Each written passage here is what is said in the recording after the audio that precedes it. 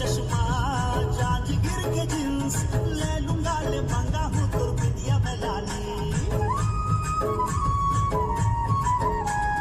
गुरबा के काजल सरसीवा के साही बिलासपुर ले मांगा हूँ तो कान के बाली चापा के चश्मा